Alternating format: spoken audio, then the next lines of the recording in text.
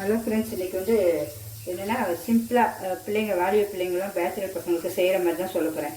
பருப்பும் ரசமும் தக்காளி போட்டு பருப்பு எடுத்துகிட்டு அந்த தண்ணியில் ரசம் அதுக்கு தேவையானது என்னென்னா ஃபஸ்ட்டு நம்ம ஒரு கப்பு பருப்பு எடுத்துகிட்டு அதை நல்லா கழுவிக்குங்க. 4 வாட்டி கழுவி தண்ணி ஒரு டம்ளர் ஊற்றி வச்சுருக்கேன். இந்த பாருங்க, இது இப்படி வந்துடும் உங்களுக்கு இப்படி ஊறி வந்துடும். அது கூட கொஞ்சம் மஞ்சத்தூள், இது அப்படியே இந்த இவ்வளோ தண்ணி இருந்தால் போதும். ஒரு 1.25 டம்ளர் தண்ணி வச்சுக்கலாம். அளவு இது முங்குற அளவு நான் வச்சுருக்கேன் கரெக்டாக. எனக்கு எல்லாமே அப்படியே அளவு தெரியும்னு வச்சுட்டேன். சின்ன பிள்ளைங்க அது முங்குற அளவு வச்சுங்க இந்த வாலிப பசங்க. அப்புறம் கொஞ்சம் சிட்டிகை மஞ்சத்தூள், அப்புறம் பெருங்காயம். அதை இப்படி நல்லா காய வச்சு அழகாக வச்சுருப்பேன் ரவுண்டாக குட்டி குட்டியாக. அது வந்து நமக்கு வாயு பார்த்தீங்களா, இதனால 2 பெருங்காயம். ரசத்துக்கு வந்து அதிலே அது தூள் வச்சுருக்கேன், எல்ஜி பெருங்காயத்தூள். அதை ரசத்துக்கு போட்டுடலாம். அப்புறம் இதுக்கு வந்து நல்லா இவ்வளோ ஒரு கிண்ணம் சின்ன வெங்காயம், ஃபுல்லாகவே சின்ன வெங்காயம் யூஸ் பண்ணுறோம். அதுக்கு ஒரு தக்காளி இருக்குது. அப்புறம் 2 கத்திரிக்காய், 3 பச்சை மிளகாய், 3 பல் பூண்டு. இது அவ்வளோ போடணும். பச்சை மிளகாய் நான் போட மாட்டேன், உங்களுக்கு சொல்லியிருக்கேன் சமையலுக்கு.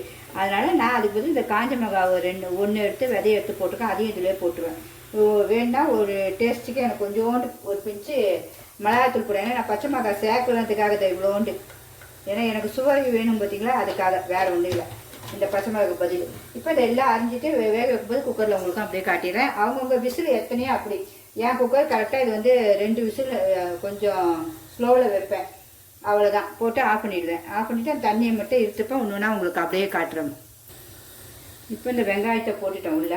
அந்த பூண்டையும் இந்த உரிச்சு தோல் அருவாமனையிலே உரிச்சிட்டேன். நான் எல்லா அருவாமனை தான் யூஸ் பண்ணுவேன். இந்த பாருங்க, உரிச்சு போட்டாச்சு. ஒரு தக்காளி இந்த கண்ணு எடுத்து வச்சுருக்கேன். அதை இப்படி 4 தக்காளி போட்டுருங்க. கத்திரிக்காய் உங்களுக்கு எப்படி வேணுமோ அப்படி. நான் 2 கத்திரிக்காய் போடுறேன். கத்திரிக்காய் நல்லது, எல்லாத்துலேயுமே சேர்த்தா 1 போட்டாலே நல்லா தான் இருக்கும். நான் சும்மா 2 போடுறேன். கொஞ்சம் கத்திரிக்காய். எல்லாருமே பிடிச்சிருந்தா லைக் பண்ணுங்கள். சிம்பா நியூ ஜெட் சேனலுக்கு கண்டிப்பாக சப்ஸ்கிரைப் பண்ணுங்கள். இன்னும் கூட கொஞ்சம் தண்ணி நம்ம ஊற்றிக்கலாம். ஏன்னா வேகணும்ல.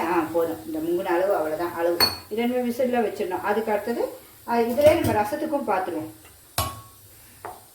ரசத்துக்கு பாருங்க, இந்த ஒரு நெல்லிக்காய் சைஸு புளி எடுத்து வச்சுருக்கேன். ஒரே ஒரு தக்காளி, உப்பு தேவைக்கு ஏற்ப போட்டிருக்கேன். அப்புறமேட்டு அதில் நல்லா போட்டு இந்த தண்ணியை ஊற்றி கரைச்சோன்னா அதுக்கு பதில் இப்போ கொஞ்சோண்டு 1/4 தண்ணியில் ஊறிட்டுருக்கேன். அந்த புளி ஊறணும் பார்த்தீங்களா, ஒரு 1/4 டம்ளர் ஊற்றிருக்கேன். ஊறிட்டே இருக்கணும் புளி. அதுக்குள்ளே அது நமக்கு வெந்துடும், பருப்பு வெந்துடும். அந்த பருப்பு தண்ணி ஊற்றிடுவோம். அப்புறம் அந்த ரசத்துக்கு தேவையான மிளகு கொஞ்சம் சிறிது, 1 ஸ்பூன் மிளகு, ஒரு காஞ்ச மிளகாய், சீரகம் ஒரு 1/2 ஸ்பூனு, பூண்டு நல்லா ஒரு 6 பல் பூண்டு வாசனைக்கு, அப்புறம் கருவேப்பிலை எல்லாம் மிக்சியில் போட்டு அரைச்சிடணும். இது அவ்வளோ.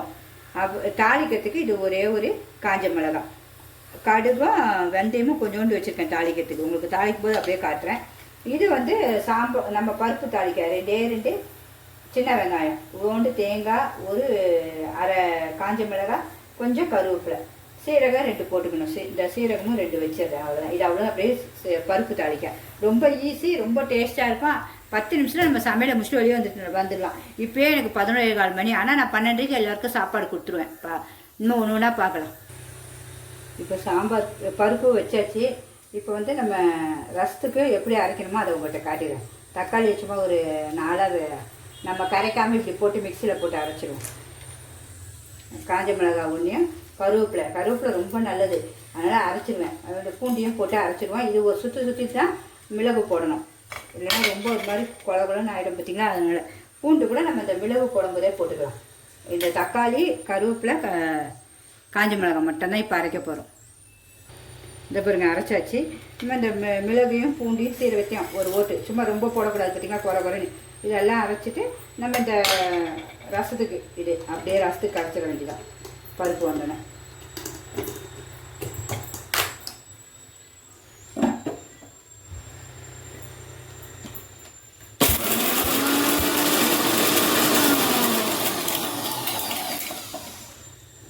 இந்த பாருங்க, அழகாக ஓட்டி அரைச்சாச்சு. அப்படியே ஒன்றும் பதியாக இருக்கும் மிளகு பூண்டெல்லாம். அவ்வளோதான். அதுமாதிரி இந்த கார்டனையும் பாருங்கள். நேற்று வந்து அடுக்கு பூ பூத்துச்சு இதே ஒரே செடியில். இன்றைக்கி ஒத்த பூ பூத்துருக்கேன். அதனால் தான் சரி உங்களுக்கு காட்டலாம். நேற்று வீடியோவில் போய் பாருங்கள், பெப்பர் சிக்கன் போட்டிருப்போம்ல, அதில் அடுக்கு பூ பூத்துருந்ததாக போட்டிருந்தேன். ஒரே செடியில் 2 விதமாக பூக்குது. அப்போது பதியம் வந்து 2 விதமாக வச்சுருப்பாங்க. பார்த்தோன்னே அழகாக இருந்துச்சு. சரி உங்களுக்கு போட்டேன். இந்த மரத்துலேயே இந்த செடியில் 2ம் பூக்கும்போது கண்டிப்பாக உங்களுக்கு இந்த வீடியோ போடுறேன். நான் பருப்பு வேகட்டும். அதுக்குள்ளே நம்ம வந்து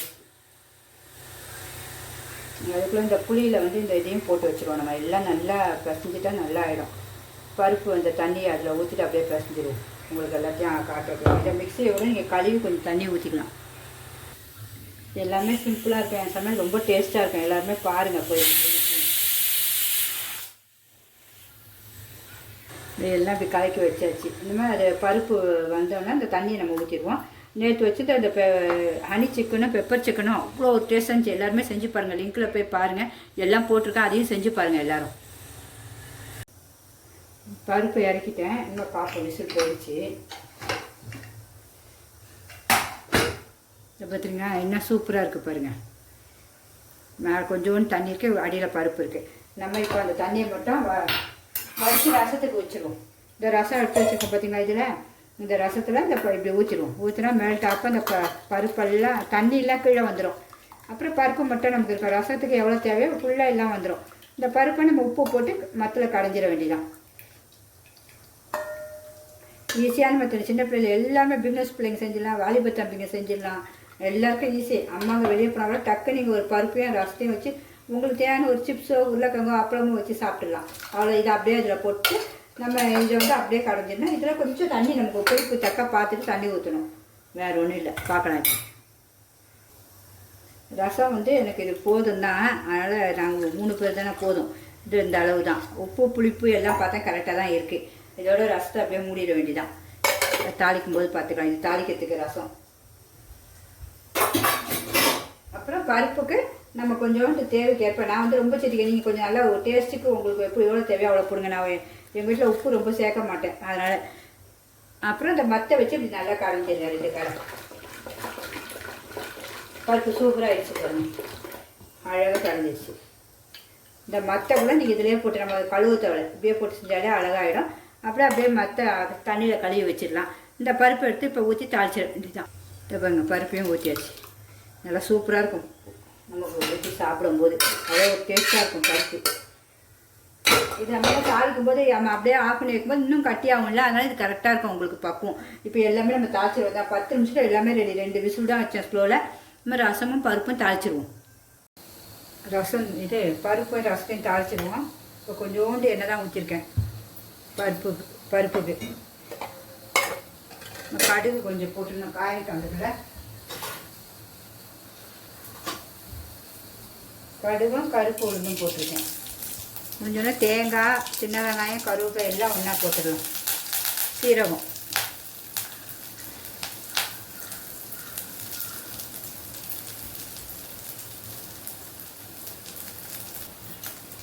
எல்லாம் வதங்கட்டும். நல்லா கலர் நல்லா ப்ரௌனிஷாக வரணும்.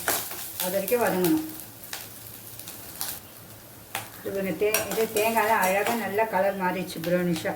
இதுக்கப்புறம் இந்த பருப்பில் அப்படியே நம்ம ஊற்ற வேண்டியதான். எண்ணெய் நிறையா நீங்கள் கொஞ்சம் எண்ணெய் நிறையா ஊற்றிங்க. எண்ணெயே சேர்க்க மாட்டாங்க தான். அப்படியே சட்டியில் இருக்கிறது மட்டும்தான். இதுலேயே ரசம் தாளிச்சிடுவேன். திருப்பி வேறு எண்ணெயே எடுக்க மாட்டேன். எண்ணெயே சும்மா பேருக்கு தான்.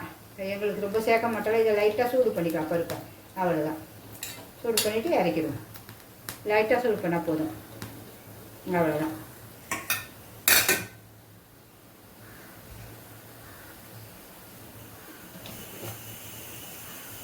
இறக்கி வச்சு இப்போ அடுத்தது இதே வச்சுருவோம். இதில் எண்ணெய் வேண்டாம்.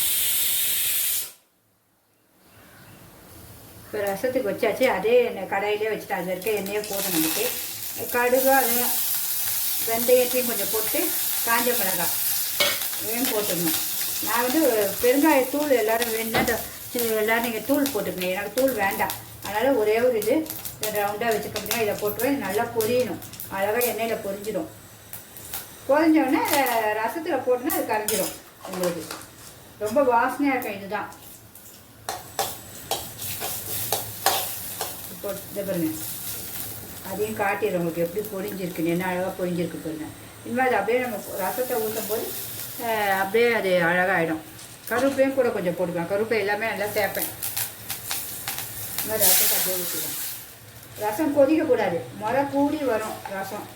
அப்போ நம்ம இறக்கிடணும். இந்த ரசம் ரொம்ப சூப்பராக இருக்கும். பருப்பு தண்ணி பார்த்தீங்களா. பருப்பு தண்ணி தக்காளி ஒன்று போட்டிருக்கேன். ரொம்ப டேஸ்ட்டாக இருக்கும் ரசம். ரசம் பாருங்கள். பார்க்கவே அவ்வளோ ஒரு அழகாக டேஸ்ட்டும் அப்படி இருக்கும் அந்த பருப்பு ரசம். அப்படியே கூடி வருது பாருங்கள். நம்ம ஒன்றுமே பண்ணல, சும்மா அந்த பருப்பு தண்ணி ஊற்றி கொஞ்சம் தண்ணியை ஊற்றி புளியை கரைச்சிருக்கோம், அவ்வளோதான். இது நல்லா கூடி சைடெல்லாம் அப்படியே கூடி மரம் அப்படியே பபுள்ஸாக வரும். அப்போ நம்ம இறக்கணும். அதாங்க நம்ம கரெக்டான அளவு. பாருங்க ரசம் அப்படியே வருது பாருங்கள், சின்ன சின்ன பபுள்ஸாக சைடில் வருதா. இன்னும் கொஞ்சம் நேரம் தான் எடுத்து ஊற்றணும். என்னடா இவ பருப்பையும் ரசையும் சொல்லிக் கொடுக்குறான்னு நினைக்காதீங்க. தெரியாத பிஸ்னஸ் பிள்ளைங்களுக்கும் வாலிப தம்பிங்களுக்கு தான் சொல்லிக் கொடுக்குறோம், பேச்சுலர் பிள்ளைங்களுக்கு தான். பெரியவங்க எல்லாருக்குமே ரசம்லாம் வைக்க தெரியும், பருப்பு நமக்கு வைக்க தெரியும். தெரியாத ஒரு சில பிள்ளைங்களுக்கு எந்த யூஸ் ஆகட்டுமே தான், பயனுள்ளதாக இருக்கட்டும் தான் போடுறோம், வேறு ஒன்றும் இல்லை. இந்த கூடி வந்தாச்சு. இனிமேல் நம்ம அப்படியே ரசத்தை எடுத்துட வேண்டியதான். எடுத்து ஊற்றிடுவோம். அப்போ இது தலையில் உங்களுக்கு எவ்வளோ கொத்தமல்லி வேணாலும் போடுங்க, வாசனையும் சூப்பர், எதிர்ப்பு சக்தியும் சூப்பர் உங்களுக்கு. கொத்தமல்லி எவ்வளோ வேணாலும் தூக்கிக்கலாம் நம்ம இதுக்கும் பருப்புக்கும். இந்த சுவையான ரசமும் ரெடி, தக்காளி ரசம் பருப்பு போட்டு. மணக்க பருப்பு, மணக்க தக்காளி ரசம் ரெண்டும் ரெடி ஆச்சு. எவ்வளோ சூப்பராக இருக்குது பார்த்தீங்களா. சுவையும் ரொம்ப டேஸ்ட்டாக இருக்கும். பருப்பு என்ன டேஸ்ட்டுங்க, ரசம் அதுக்கு மேலே அடிப்படியாக இருக்கும். ரசமும் சூப்பராக இருக்குது. எல்லாருமே ட்ரை பண்ணுங்கள். பிடிச்சதா கண்டிப்பாக சிம்பா நியூ ஜெட் சேனலுக்கு லைக் பண்ணுங்கள், சப்ஸ்கிரிப்ஷன் பண்ணுங்கள். Bye friends. இதுமாதிரி பயனுள்ள வீடியோ அடுத்தது வரும் உங்களுக்கு.